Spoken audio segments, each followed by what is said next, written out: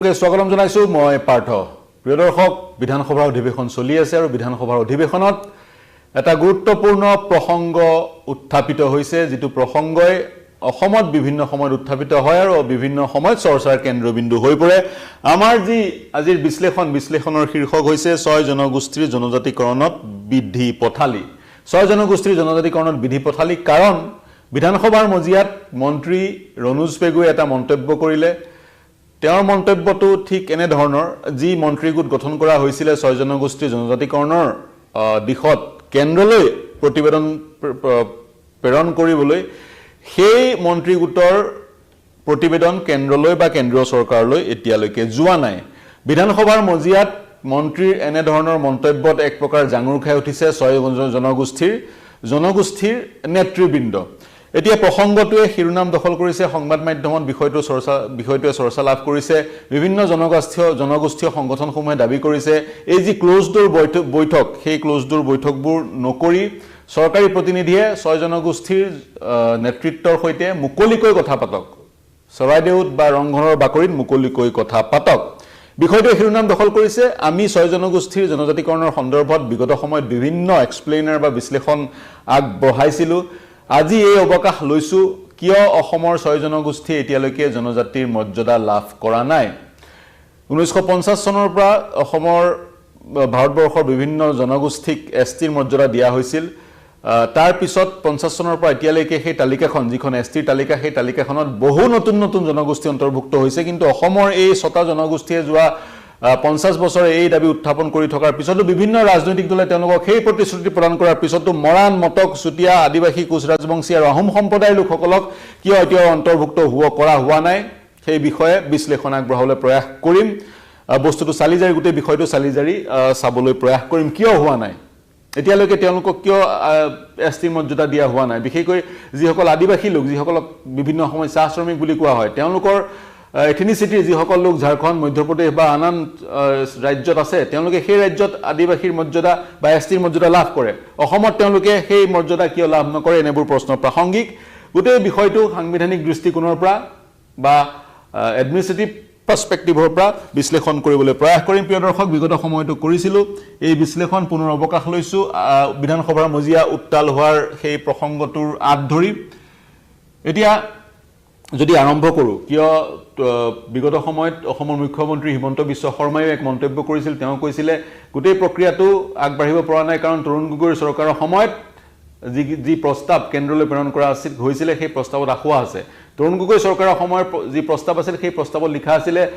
6 জনগোষ্ঠীক জনজাতিৰ মৰ্যাদা প্ৰদান কৰা হওক অসমৰ 6 কমিউনিটিজক 6 জনগোষ্ঠীক জনজাতিৰ মৰ্যাদা প্ৰদান কৰা হওক কিন্তু এই প্ৰক্ৰিয়াটোত ইন দা প্ৰসেছ যিসকল existing tribal community existing ST community যিসকল বৰ্তমান অলৰেডি ইতিমধ্যে এছটিৰ মৰ্যাদা লাভ কৰা যিবোৰ সম্প্ৰদায় আছে সেই সম্প্ৰদায়সমূহৰ লোকচান হ'ব নালাগিব অৰ্থাৎ তেওঁলোকৰ কাৰণে যি সংৰক্ষিত হৈ আছে আসন বা চাকৰি সেই তেওঁলোকৰ কাৰণে সংৰক্ষিত আসন বা চাকৰিত নতুনকৈ এছটি লাভ কৰা এই সকল লোক সোমাব নোৱাৰিব তৰুণ গগৈ চৰকাৰৰ এই প্ৰস্তাৱ আছিল আৰু হিমন্ত বিশ্ব শৰ্মাৰ মতে এই প্ৰস্তাৱটোত সেই চৰ্তটো থকাৰ কাৰণে বিষয়টো আগবাঢ়িব পৰা নাই তেওঁ কৈছিল এই যি বাজেট অধিৱেশনত পুনৰ বিধানসভা নতুন প্ৰস্তাৱ গৃহীত কৰা হ'ব কিন্তু বিধানসভা যেহেতু চলি আছে 3 তাৰিখৰ পৰা পুনৰ আৰম্ভ হ'ব বিধানসভা গতিকে সেই সময়ছোৱাত বিধানসভা যেতিয়া পুনৰ আৰম্ভ হ'ব বাজেট অধিৱেশন তেতিয়া প্ৰস্তাৱ কেনেদৰে গৃহীত হ'ব হেয়া লক্ষণীয় হ'ব আমি চুকা দৃষ্টি ৰাখিম যি কি নহওক পুনৰ প্ৰসংগটোলৈ আহিব বিচাৰিছো 1950 চনত প্ৰিয় দৰ্শক যেতিয়া সংবিধান আমাৰ কাৰ্যকৰী হৈছিল 26 জানুৱাৰী 1950 চনৰ পৰা তেতিয়া সেই সংবিধান প্ৰদত্ত এক বিষয় আছিল বা এক নিয়ম আছিল বা এক অৰ্ডাৰ আছিল যেটো অৰ্ডাৰক আমি কনস্টিটিউচনেল অৰ্ডাৰ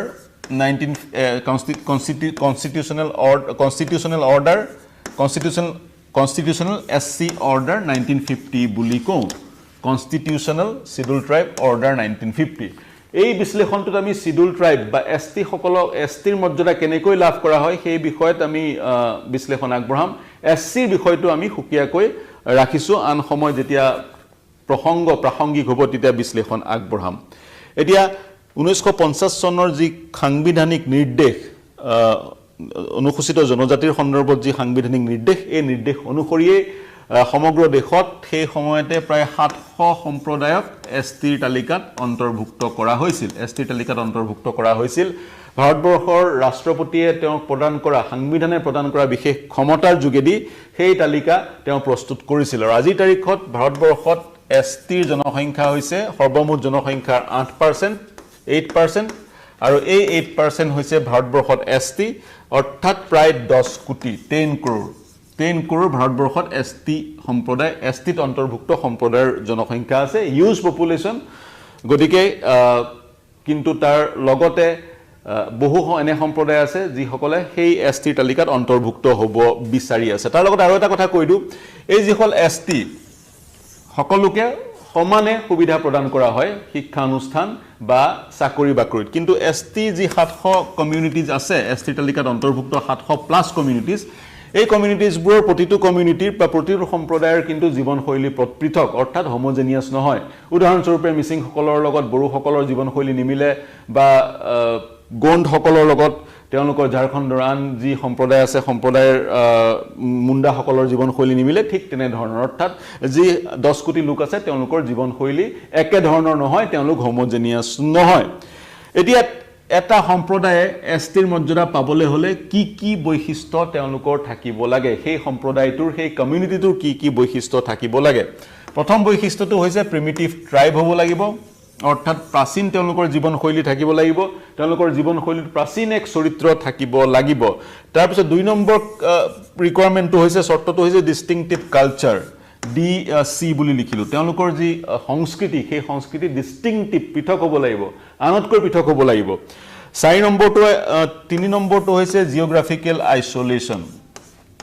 সমাজৰ মূল খুঁটিৰ পৰা বিচ্ছিন্ন হৈ তেওঁলোকে জীৱন নিৰ্বাহ কৰিব লাগিব উদাহৰণস্বৰূপে নদীৰ পাৰত বা মূল খুঁটি বুলি সমাজৰ যি স্থানক মূল খুঁটি বুলি ধৰা হয় সেই মূল খুঁটিৰ পৰা নিলগত বিক্ষিপ্ত ৰূপত তেওঁলোকে জীৱন নিৰ্বাহ কৰিব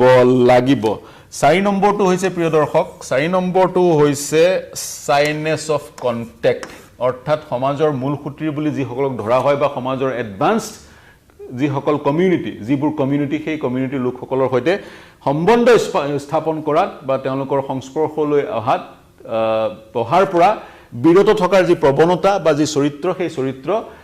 থাকিব লাগিব সেই চৰিত্ৰ থাকিলেহে এছটিৰ মৰ্যাদা দিয়া হয় আৰু একেবাৰে শেষৰটো হৈছে ব্যাকৱাৰ্ডনেছ পিছপৰা সম্প্ৰদায়ৰ হ'ব লাগিব ব্যাকৱাৰ্ডনেছ সকলোৰে ক্ষেত্ৰত কমন এছচিৰ ক্ষেত্ৰতো কমন ওবিচিৰ ক্ষেত্ৰতো কমন পিছপৰা হ'ব লাগিব গতিকে এই পাঁচটা বৈশিষ্ট্য মূল বৈশিষ্ট্য প্ৰিমিটিভ ট্ৰাইব হ'ব লাগিব ডিস্টিংটিভ কালচাৰ থাকিব লাগিব জিওগ্ৰাফিকেল আইসোলেশন থাকিব লাগিব সাইনেছ অফ কন্টেক্ট থাকিব লাগিব আৰু ব্যাকৱাৰ্ড হ'ব লাগিব এতিয়া এই পাঁচটা বৈশিষ্ট্য নিৰ্ধাৰণ কৰা হৈছিল 1965 চনত লুকুৰ কমিটি নামৰ এখন কমিটি গঠন কৰা হৈছিল লুকুৰৰ নেতৃত্বত 1965 চনতে এই পাঁচটা বৈশিষ্ট্য নিৰ্ধাৰণ কৰা হৈছিল আৰু সেই পাঁচটা বৈশিষ্ট্য এতিয়াও চলি আছে বহুতে ক'ব খোজে কেইটামান বৈশিষ্ট্য কিন্তু অবসলিট হৈ গ'ল বা সেই বৈশিষ্ট্যসমূহ আজিৰ তাৰিখত অপ্ৰাসংগিক হৈ গ'ল এতিয়া সেই যি অপ্ৰাসংগিক হৈ যোৱাৰ বিষয়টো সেই বিষয়টো কেন্দ্ৰীয় চৰকাৰে 2014 চনত গুৰুত্ব সহকাৰে ল'লে 2014 চনত গুৰুত্ব সহকাৰে লৈ এখন কমিটি গঠন কৰিলে আৰু কমিটিখনক কোৱা হ'ল এছটি টাস্ক ফোৰ্স বুলি আৰু কোৱা হ'ল তেওঁলোকক এছটিৰ মৰ্যাদা প্ৰদান কৰিবলৈ বা তালিকাখনৰ পৰা কোনো সম্প্ৰদায়ক ডিলিষ্ট কৰিবলৈ তালিকাখনৰ পৰা আঁতৰাবলৈ এক মডেলিটিজ প্ৰস্তুত কৰিবলৈ তেওঁলোকক দায়িত্ব দিয়া হ'ল বা পুৰণি যদি চৰ্তসমূহ এক্সিষ্টিং চৰ্তসমূহ লুকুৰ কমিটিৰ চৰ্তসমূহ যদি অপ্ৰাসংগিক নতুন কি চৰ্ত নিৰূপণ কৰিব পৰা যায় সেই সন্দৰ্ভত অধ্যয়ন কৰি এক প্ৰতিবেদনৰ প্ৰস্তুত কৰিবলৈ তেওঁলোকক মেণ্ডেট দিয়া হ'ল এই এছটি টাস্ক ফোৰ্সখনক তেওঁলোকে ক'লে এই যে প্ৰিমিটিভ ট্ৰাইবৰ যিটো চৰ্ত সেই চৰ্তটো আঁতৰাই দিব লাগে জিওগ্ৰাফিকেল আইসোলেশনৰ যিটো চৰ্ত সেই চৰ্তটো আঁতৰাই দিব লাগে কাৰণ প্ৰিমিটিভ ট্ৰাইব প্ৰাচীন জীৱনশৈলী আজিৰ যুগত বহু সম্প্ৰদায়ে পালন নকৰিবও পাৰে প্ৰাচীনতম 1000-2000 বছৰ পুৰণি যি ট্ৰেডিশন পৰম্পৰা সেই পৰম্পৰা আজিৰ তাৰিখত তেওঁলোকৰ কাৰণে অপ্ৰাসংগিক অবিজ্ঞানসন্মত হৈ পৰিব পাৰে বা তেওঁলোকে সেই ট্ৰেডিশন আজিৰ তাৰিখতো আজিৰ যুগতো পালন কৰি থকাৰ কোনো প্ৰয়োজনীয়তা নাথাকিব পাৰে বহুত সম্প্ৰদায়ৰ গতিকে প্ৰিমিটিভ ট্ৰাইবৰ চৰ্তটো আঁতৰাই দিব লাগে আজিৰ তাৰিখত যিহেতু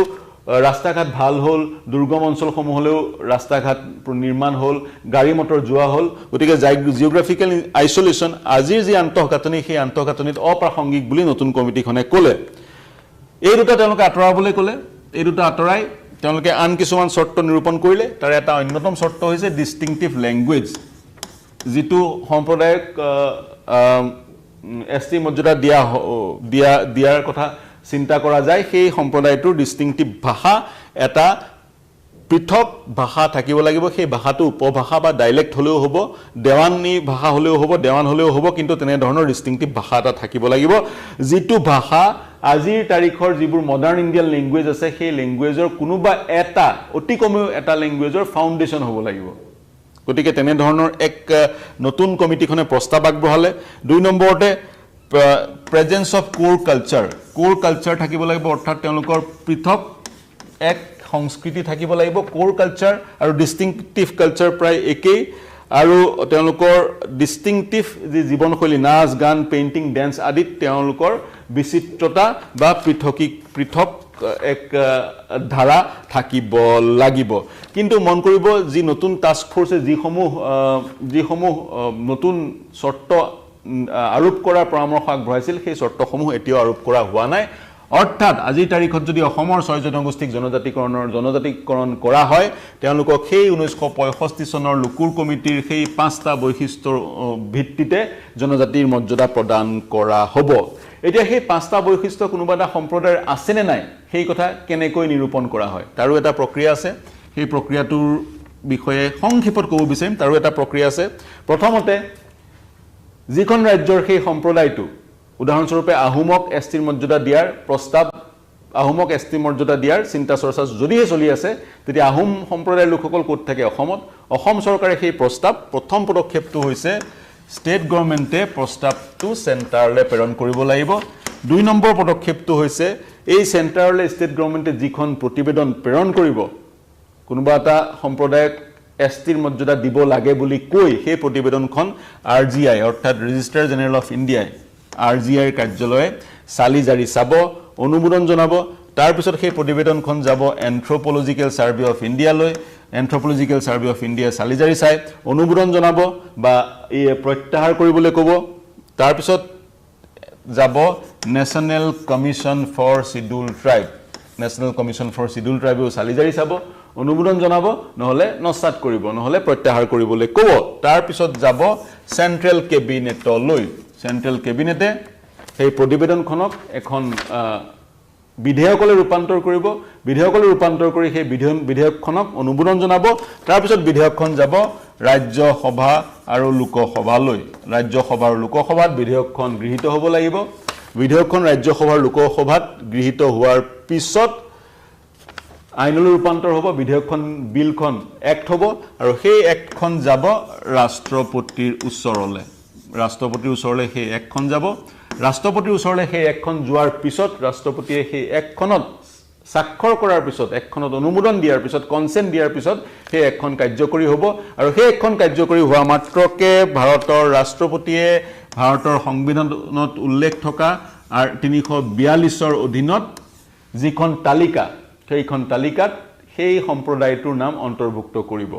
ভাৰতৰ সংবিধানৰ অনুচ্ছেদ 342 ভাৰতৰ ৰাষ্ট্ৰপতিগৰাকীক সেই ক্ষমতা প্ৰদান কৰিছে যি ক্ষমতাৰ যোগেদি তেওঁ সেই কনষ্টিটিউচনেল অৰ্ডাৰ 1950ৰ অধীনত যিখন তালিকা প্ৰস্তুত হয় সেই তালিকাখনত সম্প্ৰদায়টোৰ নাম অন্তৰ্ভুক্ত কৰিব পাৰে সেই ক্ষমতাৰ যোগেদি 342 তেওঁক প্ৰদান কৰা ক্ষমতাৰ যোগেদি সেই তালিকাখনত এছটি তালিকাখনত তেওঁ নতুন সম্প্ৰদায় অন্তৰ্ভুক্ত কৰিব পাৰে আৰু সেই তালিকাখনত সম্প্ৰদায়টো অন্তৰ্ভুক্ত হোৱাৰ মাত্ৰকে সেই সম্প্ৰদায়টোৱে এছটিৰ মৰ্যাদা লাভ কৰিব এছটি সকলে যি ধৰণে সুবিধা পায় সেই সুবিধাও তেওঁলোকে ল'ব পাৰিব এইটোৱে হৈছে সমগ্ৰ বিষয়টো এতিয়া অতি সম্প্ৰতি আমি মণিপুৰত দেখিছিলো মণিপুৰত মেইটি সকলে এছটিৰ মৰ্যাদা বিচাৰি আছিল কিন্তু মণিপুৰৰ এক্সিস্টিং যি সকল ট্ৰাইবেল কুকি বা নাগা বা আন যি সকল জনজাতীয় লোক যি সকল এছটিৰ তালিকাত অন্তৰ্ভুক্ত তেওঁলোকে কিন্তু ইয়াৰ বিৰুদ্ধাচৰণ কৰিছিল আৰু এই কনফ্লিক্ট এছটি দিয়া নিদিয়াক লৈ যি মেইটি আৰু কুকি সকলৰ মাজত যি এক বিভিন্ন সময়ৰ সংঘাত সেই সংঘাতে ভাতৃঘাতী সংঘৰ্ষলৈ ৰূপান্তৰ হৈছিল যাৰ পৰিণামে মণিপুৰত দেখিছিল গতিকে অসমতো যাতে তেনে ধৰণৰ এক পৰিবেশৰ সূচনা নহয় সেই সন্দৰ্ভত দৃষ্টি ৰখাটো প্ৰয়োজন বুলি বিভিন্নজনে ক'ব খোজে অসমতো যাতে যিহেতু অসমৰ বহুকেইটা এক্সিস্টিং এছটি কমিউনিটিয়ে এই 6 জনগোষ্ঠীক এছটিৰ মৰ্যাদা দিয়াৰ বিৰুদ্ধাচৰণ কৰিছে আৰু তেওঁলোকে বিৰুদ্ধাচৰণ কৰাৰ কাৰণটো হৈছে তেওঁলোকৰ যিখিনি সুবিধা লাভ কৰিছে সেই সুবিধাৰ মাজৰে পৰা যাতে নতুন এছটিখিনি সুবিধা প্ৰদান কৰা নহয় সেইটোৱে তেওঁলোকৰ আপত্তি গতিকে সেই বিষয়টো চালি জাৰি চোৱাৰ প্ৰয়োজন আছে এতিয়া বিভিন্ন সময়ত মন কৰিব আজি কিছুদিনৰ আগতে সুপ্ৰিম কোৰ্টে এক মন্তব্য আগবঢ়াইছিল সুপ্ৰিম কোৰ্টে কৈছিলে সেই এছটি সকলৰ মাজৰে যিসকল ইতিমধ্যে মূলসুঁতিৰ সদস্য হ'ল বা যিসকল আৰ্থিকভাৱে সচ্ছল হ'ল বা যিসকলে শিক্ষা দীক্ষা লৈ এছটি হোৱাৰ কাৰণে বিভিন্ন সা সুবিধা লাভ কৰি শিক্ষা দীক্ষা লৈ সমাজৰ মূলসুঁতিৰ অন্তৰ্ভুক্ত হ'ল বা সমাজৰ মূলসুঁতিৰ অংশ বিশেষ হ'ল তেওঁলোকৰ সতি সন্ততিয়ে সন্তানে পুনৰ এছটিৰ মৰ্যাদা পাব নালাগে বা এছটিটো ক্ৰিমিলিয়াৰ থাকিব লাগে তেনে ধৰণৰ মন্তব্য কৰিছিল তাৰ সমান্তৰালকে যদি আপুনি সুপ্ৰিম কোৰ্টৰ প্ৰসিডিংছবোৰ চাই এছটিৰ সম্বন্ধে যিবোৰ শুনানি হৈছে এছটিৰ মৰ্যাদা দিয়াৰ সম্বন্ধে যিবোৰ শুনানি হৈছে সেই শুনানিবোৰৰ যদি আপুনি প্ৰসিডিংছবোৰ চাই দেখিব 1985 চন বা তাৰ আগতো এছটিৰ মৰ্যাদা দিয়াক লৈ উচ্চতম ন্যায়ালয়ে বিভিন্ন মন্তব্য কৰিছে অবজাৰভেশ্যন দিছে বা বিভিন্ন ৰায় প্ৰদান কৰিছে 1985 চনত এজন ন্যায়াধীশে কৈছিলে বিশ্বৰ ভিতৰত চাগৈ ভাৰতবৰ্ষতে এনে এক পৰিঘটনা পৰিলক্ষিত হয় য'ত এছাম মানুহে এছটিৰ তালিকাত অন্তৰ্ভুক্ত হ'বলৈ আন্দোলন কৰে অৰ্থাৎ বেকৱাৰ্ড কমিউনিটি হিচাপে মৰ্যাদা লাভ কৰিবলৈ আন্দোলন কৰে সেই তেনে ধৰণৰ পৰিবেশ ভাৰতবৰ্ষতে দেখা পোৱা যায় বুলি এজন ন্যায়াধীশে মন্তব্য কৰিছিল এই বিষয়ত অনাগত সময়ত অৱকাশ পালে স্কোপ পালে আমি সবিশেষ বিশ্লেষণ আগবঢ়াম কিন্তু ভাৰতবৰ্ষত ৰিজাৰ্ভেশ্যনৰ বা এছটিৰ মৰ্যাদা দি একাংশ লোকক অতিৰিক্ত শিক্ষাৰ ক্ষেত্ৰত বা পঢ়া শুনাৰ ক্ষেত্ৰত সুবিধা দিয়াৰ খুবেই প্ৰয়োজনীয়তা আছে বি.আৰ. আম্বেদকাৰে সেই প্ৰয়োজনীয়তা উপলব্ধি কৰিয়ে বা কনষ্টিটিউশ্যন মেকাৰসকলে সংবিধান নিৰ্মাতাসকলে সেই কথা উপলব্ধি কৰিয়ে এই বিশেষ ব্যৱস্থা আনিছিল এই বিশেষ ব্যৱস্থা অনাৰ যিটো জেনেচিছ সেই জেনেচিছটো কৈয়ে মই এই বিশ্লেষণৰ অন্ত পেলাম সেই জেনেচিছটো হৈছে 1935 চনলৈ যাব লাগিব সেই জেনেচিছটো বিশ্লেষণ কৰিবলৈ আমি 1935 চনলৈ যাব লাগিব 1935 চনত এখন আইন পাছ হৈছিল ইংলেণ্ডৰ পাৰ্লিয়ামেণ্টত গভৰ্ণমেণ্ট অফ ইণ্ডিয়া এক্ট আৰু গভৰ্ণমেণ্ট অফ ইণ্ডিয়া এক্টে হৈছে ভাৰতবৰ্ষৰ সংবিধানখনৰ ফাউণ্ডেশ্যন ভাৰতবৰ্ষৰ সংবিধানখনৰ 90% যি নিয়ম বা কথা বতৰা যা এলিমেণ্টছবোৰ গভৰ্ণমেণ্ট অফ ইণ্ডিয়া এক্টৰ পৰা অনা হৈছিলে আৰু বাকি কিছুমান আমেৰিকাৰ সংবিধানৰ পৰা অনা হৈছিল কিছুমান ইউৰোপৰ কোনোবা দেশৰ সংবিধানৰ পৰা কিছু কথা অনা হৈছিল কিন্তু মূলত গভৰ্ণমেণ্ট অফ ইণ্ডিয়া এক্টে হৈছে ভাৰতবৰ্ষৰ সংবিধানখনৰ ফাউণ্ডেশ্যন এই গভৰ্ণমেণ্ট অফ ইণ্ডিয়া এক্টতে বিশেষকৈ এছচি সকলক বিশেষ ভাৰতবৰ্ষৰ একাংশ হিন্দু সম্প্ৰদায়ৰ লোকক এছচিৰ মৰ্যাদা দিয়াৰ কথা কোৱা হৈছিল বা সেই নিয়ম প্ৰযোজ্য কৰা হৈছিল এছচি কিয় দিয়া হয় আপোনালোকে জানেই ভাৰতবৰ্ষৰ হিন্দু ধৰ্মত যি এক কাষ্ট সিস্টেম আছে সেই কাষ্ট সিস্টেম অনুসৰি একাংশ লোক হাজাৰ বছৰ ধৰি তেওঁলোকক নিম্ন বৰ্গৰ লোক হিচাপে গণ্য কৰি তেওঁলোকক ডিসক্ৰিমিনেট বা বৈষম্যমূলক তেওঁলোকৰ প্ৰতি আচৰণ কৰা হৈছিল তেওঁলোক যাতে সমাজৰ মূলসুঁতিলৈ আহি মিলি যাব পাৰে জিন যাব পাৰে সমাজৰ এডভান্স কমিউনিটিৰ সৈতে আগবঢ়া সম্প্ৰদায়ৰ লোকসকলৰ সৈতে তাৰ কাৰণে তেওঁলোকক এছটিৰ মৰ্যাদা দিয়া হয় এছচিৰ মৰ্যাদা দিয়া হয় এছচি কেৱল হিন্দু লোকসকলক দিয়া হয় এছচিৰ মৰ্যাদা কেৱল হিন্দু লোকসকলক দিয়া হয় কাৰণ সামাজিকভাৱে কাষ্ট সিস্টেমৰ কাৰণে বৈষম্যৰ বলি হিন্দু সম্প্ৰদায়ৰ লোকসকল হৈছিল এতিয়া মই প্ৰয়োজনীয়তাৰ কথা কৈছো কিয় প্ৰয়োজন এছটি একাংশ সম্প্ৰদায়ৰ লোকক এছটিৰ মৰ্যাদা দিবলৈ 10 কোটি লোকক ভাৰতবৰ্ষত এছটিৰ মৰ্যাদা দিয়া হৈছে মন কৰিব আমাৰ সংবিধানৰ আৰ্টিকল 14 কি কয় আমি সকলো সমান ইকুৱেলিটি বিফৰ ল আইনৰ সন্মুখত আমি সকলো সমান আৰু আইনে সকলোকে সমদৃষ্টিৰে চাই আৰ্টিকল 15 কি কয় কোনো ব্যক্তি ধৰ্ম জাতি প্লেস অফ বাৰ্থ ভাষা জাত আদিৰ ভিত্তিত বৈষম্যৰ বলি হ'ব নালাগে আৰ্টিকল 16 কি কয় আৰ্টিকল 16 কয় কোনো ব্যক্তি চাকৰি পোৱাৰ ক্ষেত্ৰত চাকৰিৰ ক্ষেত্ৰত কোনো ব্যক্তি চাকৰিৰ ক্ষেত্ৰত ভাষা তেওঁৰ নিজৰ ভাষা তেওঁৰ জন্মস্থান আদিৰ ভিত্তিত বৈষম্যৰ বলি হ'ব নালাগে কিয় কোট চাকৰিৰ ক্ষেত্ৰত চাকৰি পোৱাৰ ক্ষেত্ৰত কোনো ব্যক্তি নিজৰ ভাষা ধৰ্ম জন্মস্থান জাত বা অন্যান্য সামাজিক পৰিচয়ৰ ভিত্তিত বৈষম্যৰ বলি হ'ব নালাগে এতিয়া আৰ্টিকল 16ত এটা উপদফা সংযোজন কৰা হ'ল হেতু হৈছে 16 আৰ্টিকল 16 সাবসেকশন 4 সাবসেকশন 4ত ইন্টেলিজিবল ডিফাৰেন্সিয়াৰ কথা কোৱা হ'ল ইন্টেলিজিবল ডিফাৰেন্সিয়া হৈছে সেইটো পাৰ্থক্য যেটো পাৰ্থক্য সামাজিকভাৱে উপলব্ধি কৰাৰ প্ৰয়োজন কোনটো পাৰ্থক্য সেই পাৰ্থক্যটো হৈছে ভাৰতবৰ্ষত এছাম লোক বিভিন্ন কাৰণত পিছ পৰি আছে আন যিসকল মূলসুঁতিৰ লোক তেওঁলোকক স্পৰ্শ কৰিব পৰা নাই পিছ পৰি আছে বিভিন্ন কাৰণত আৰু তেওঁলোকক মূল খুঁটিলৈ আনিবলৈ হ'লে তেওঁলোকক বিশেষ কিছু সা সুবিধা প্ৰদান কৰিব লাগিব যাতে তেওঁলোক মূল খুঁটিৰ অংশ বিশেষ হ'ব পাৰে আৰু তেওঁলোকক মূল খুঁটিলৈ যেতিয়ালৈকে আনিব নোৱাৰিম এই আৰ্টিকল 14 যি এক ভাৰতবৰ্ষৰ সকলো নাগৰিকক এক অধিকাৰ প্ৰদান কৰিছে বা এক সমভাৱে জীৱন যাপন কৰাৰ অধিকাৰ প্ৰদান কৰিছে বা সেই অধিকাৰ সুনিশ্চিত কৰাৰ কথা কৈছে আৰ্টিকল 14 এক্সিকিউট নহব ইন লেটাৰ এণ্ড স্পিৰিট আৰু সেই কাৰণে 16(4) আৰ্টিকল 16ত এটা সাবসেকশন 4 এডিশনালি ইনক্লুড কৰা হ'ল যিটোৰ যোগেদি ভাৰতবৰ্ষত একাংশ লোকক এই ধৰণে বিশেষ সা সুবিধা প্ৰদান কৰাৰ ব্যৱস্থা কৰা হ'ল চাকৰি ক্ষেত্ৰত বা উচ্চ শিক্ষাৰ ক্ষেত্ৰত আৰু সেই আৰ্টিকল 16(4) ৰ পৰা আহিলে এসটিৰ মৰ্যাদা প্ৰদান কৰাৰ সেই গোটেই প্ৰক্ৰিয়াটো আৰু তাৰ পিছত ওবিসিৰ মৰ্যাদা দিয়াৰ প্ৰক্ৰিয়াটো আৰম্ভ হ'ল আৰু তাৰ পিছত এসসিটো আছেই গতিকে এই ধৰণে গোটেই প্ৰক্ৰিয়াটো আগবাঢ়িল আমি পুনৰ মূল বিষয়টোলৈ আহিব বিচাৰিছো অসমৰ 6 জনগোষ্ঠীৰ জনজাতিকৰণ কিয় এতিয়ালৈকে হোৱা নাই মন কৰিব 2020 চনত জানুৱাৰী মাহত ৰাজ্যসভাত এখন বিল উত্থাপিত হৈছিল যিখন বিল আইনলৈ ৰূপান্তৰ যদি হ'লহেঁতেন তেতিয়া অসমৰ 6 জনগোষ্ঠীয়ে জনজাতিৰ মৰ্যাদা লাভ কৰিলে হয় আজি 5 বছৰ পাৰ হৈ গ'ল সেই বিধেয়কখন ৰাজ্যসভাতে ওলমি থাকিল ৰাজ্যসভাত কিন্তু সেই বিধেয়কখন আলোচনালৈ কেতিয়াও নাহিলে সেই বিধেয়কখন 1920 চনত যদিহে উত্থাপিত হৈছিল তাৰ অৰ্থ এইটোৱে